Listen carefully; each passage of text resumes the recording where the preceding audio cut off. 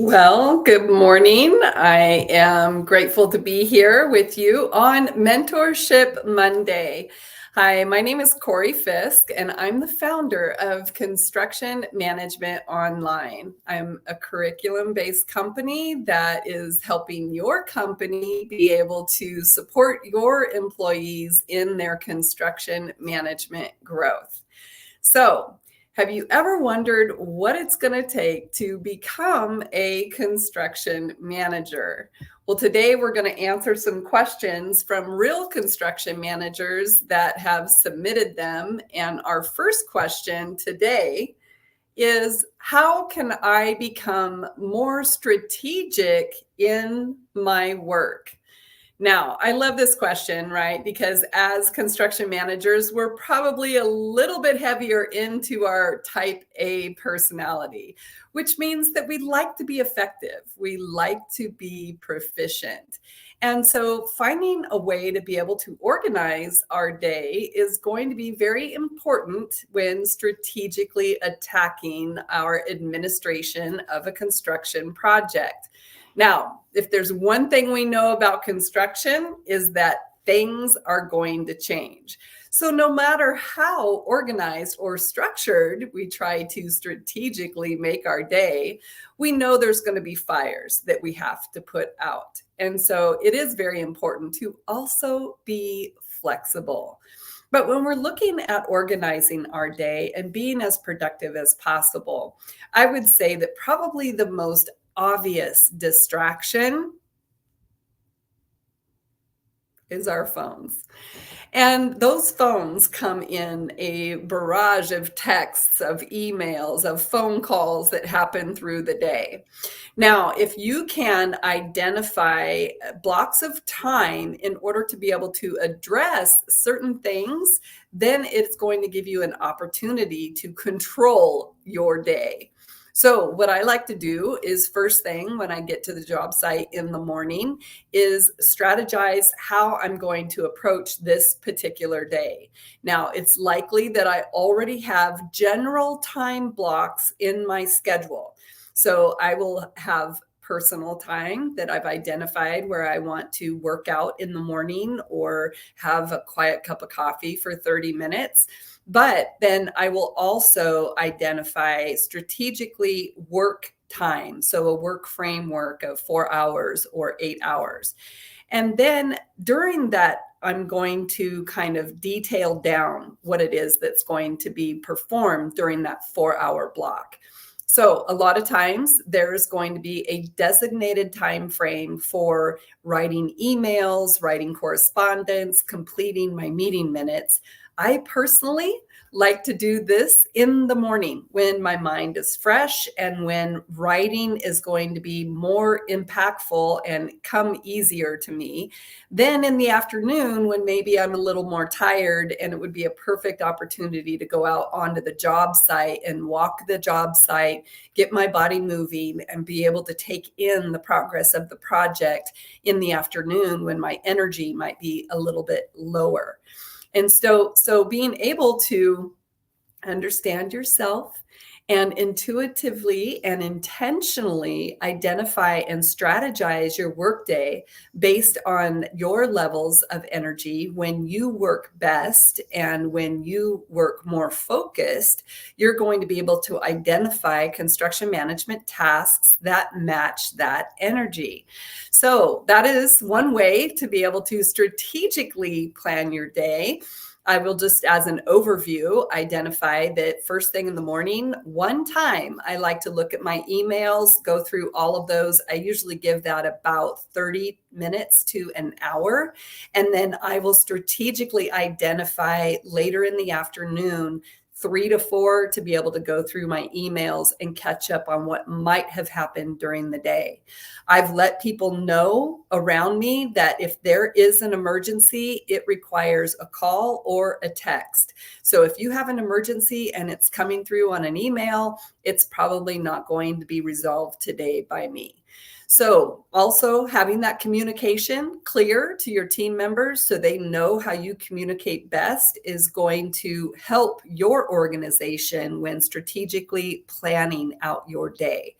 So once I've gone over emails, then I want to address whatever work is going to be taking place that day.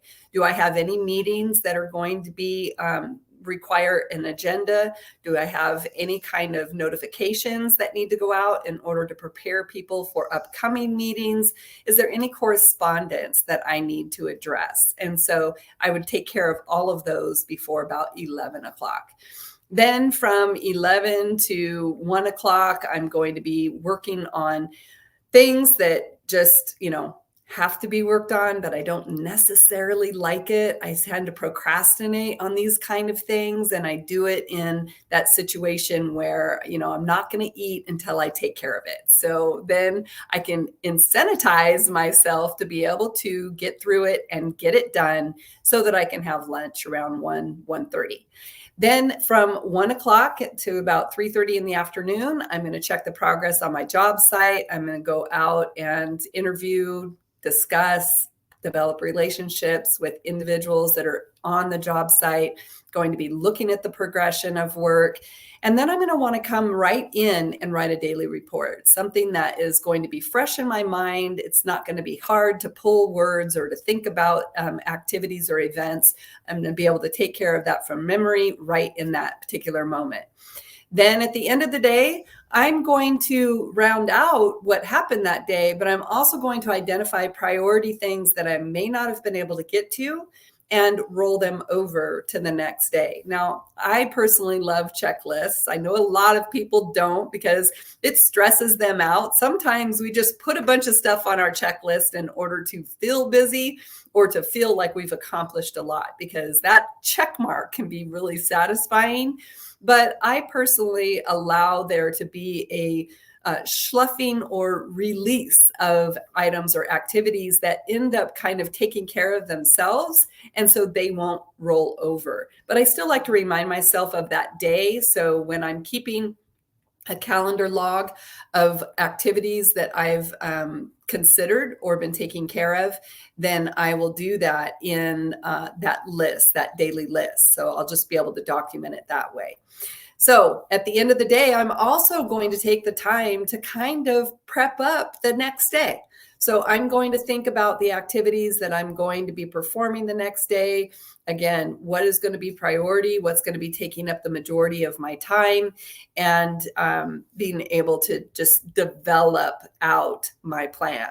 So when you're strategically planning about how to make your day more impactful, those are some ideas that you might want to use. So moves us to the next question. What should I know about the organization's structure or culture to advance my career? So I will say that culture is kind of a buzzword that's being used a lot by different companies. And there are some companies that are truly implementing excellent programs and opportunities to really establish the construction industry as a professional workforce. Okay. So they're doing a great job, and they're doing this by mentorship, internship, developing programs that incentivize their employees and help their employees with personal growth in the company. And so when you're looking at what kind of company you're going to go to work for, if those things are important to you, then that's what you want to pay attention to. Now, there are some people that simply just want to work. They want to be able to put their nose down. They want people to leave them alone. They want to be able to focus on what they're really good at and what they've been doing for years, and just be able to get through the 8-hour days so they can take their paycheck home and enjoy going bass fishing or enjoy hanging out with the kids or whatever their hobbies are.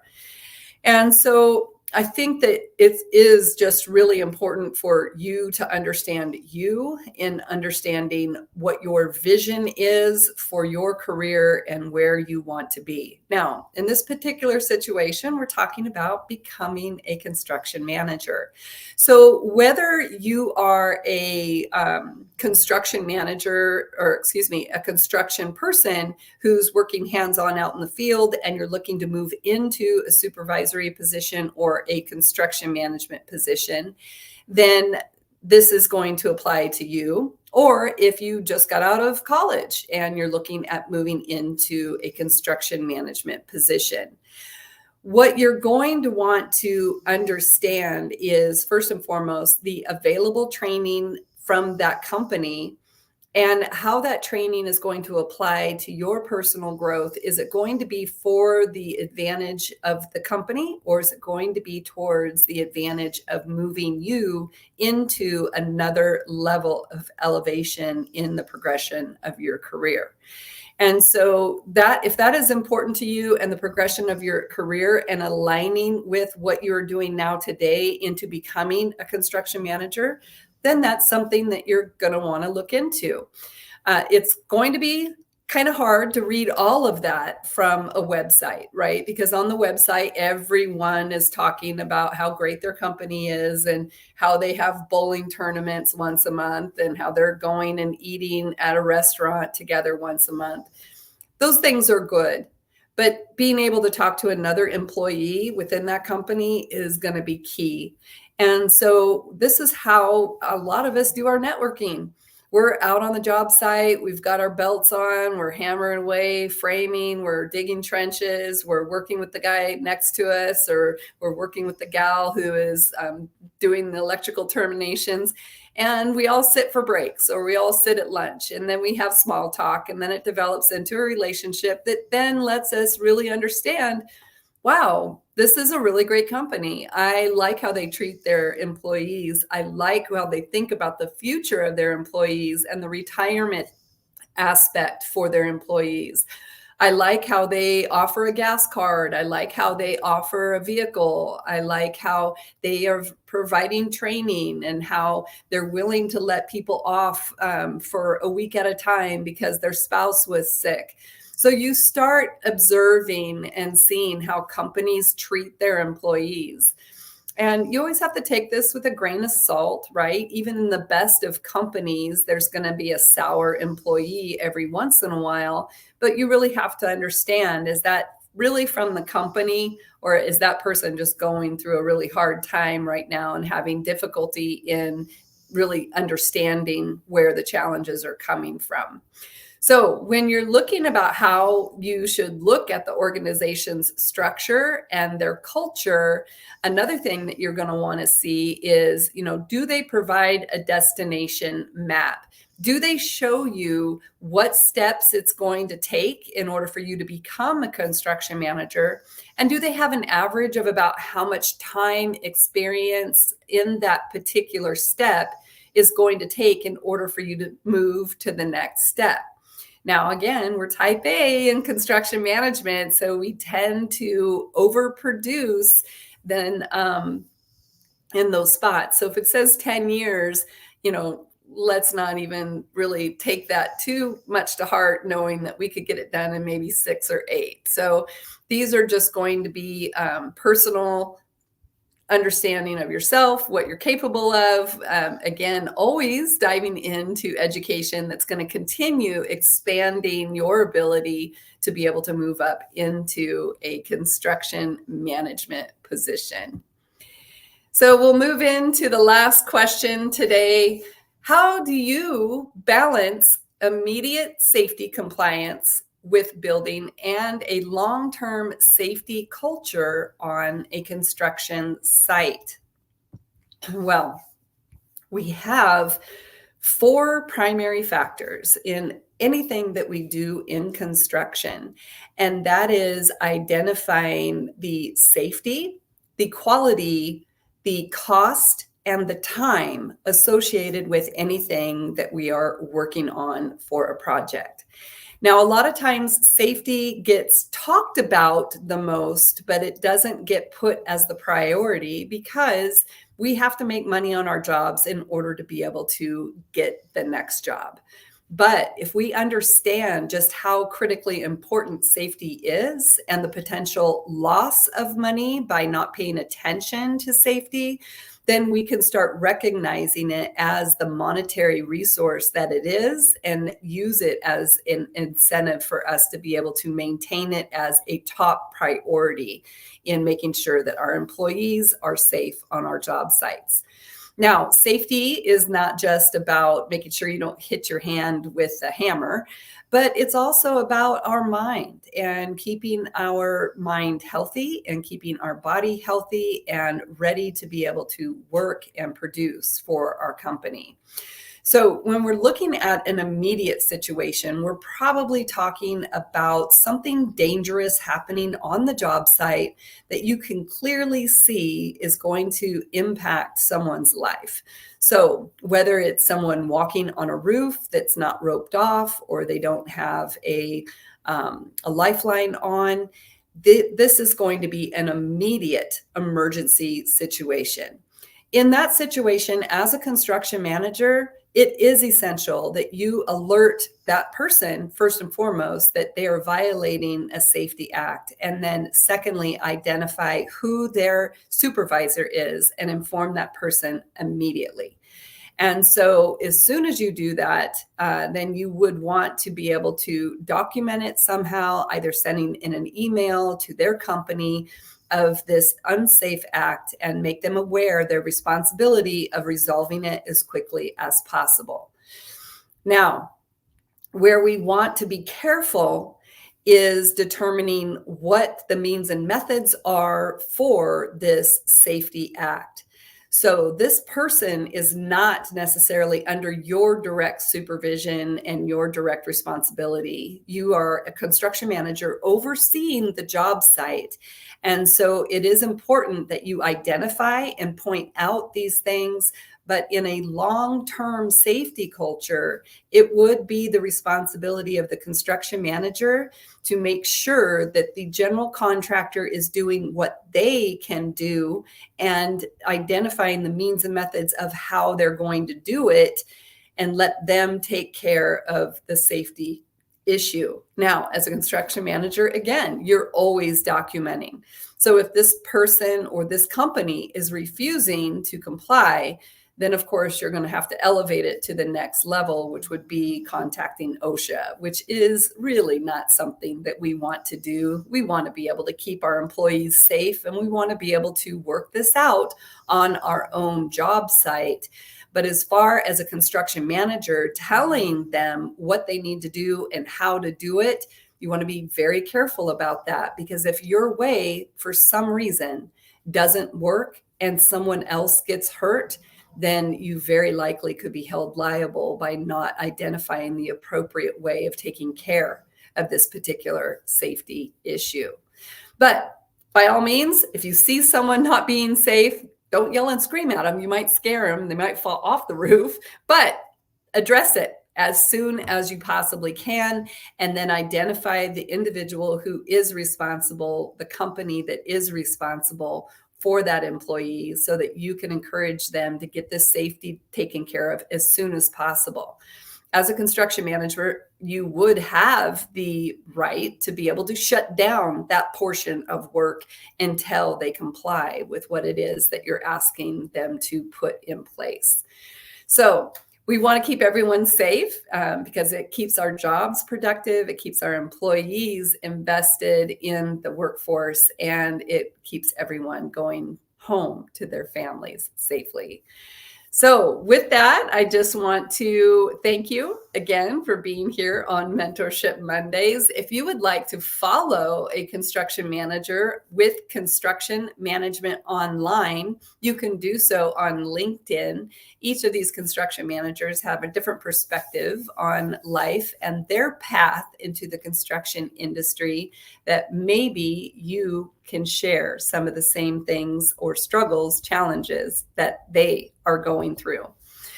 Then, if you're interested in looking at a library of resources, you can step into our skill builder, which is going to be providing specific task construction management jobs that we perform where you might need some one-on-one or step-by-step instruction. We talk about how to put together a change order, what is a work breakdown schedule, how to write an RFI, how to put a submittal together. And so these are things that normally we might be looking for a superintendent to shadow a field engineer in the office, but we all know that they have their and their own job to do. And so this is a resource that young entry-level construction managers can refer to help them understand the different aspects of the construction industry. So thank you again for being here live on Mondays at 10 a.m. Pacific Standard Time. Make sure to subscribe to my LinkedIn newsletter, Construction Management Online, to get more updates of when you can see us on live on LinkedIn. So thank you for being here. Have an absolutely wonderful week.